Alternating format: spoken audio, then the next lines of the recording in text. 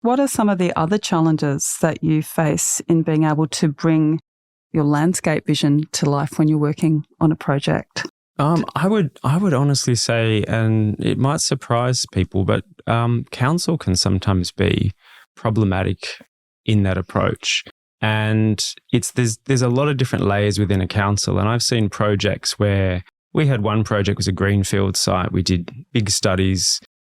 We looked at the idea of preservation of landscape for floral pollinators so they could move from groups of trees to groups of trees. And then we worked on the master plan of the estate, and those spaces became public parks. But when it came down to the actual DA for the park, we had the maintenance sort of review coming from council saying we can mow that park 3 minutes faster and therefore be on budget if we cut down all those trees.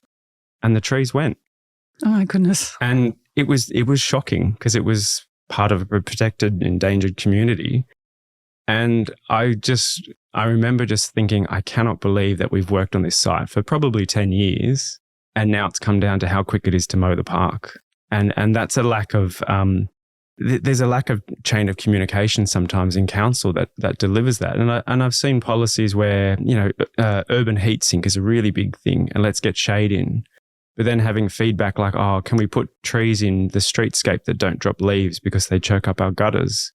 And it was like, well, no, nature should come first and all trees drop leaves. And so then they'd put in really small upright trees where you had the space for big canopies and then wonder why they had this problem with urban heat sink.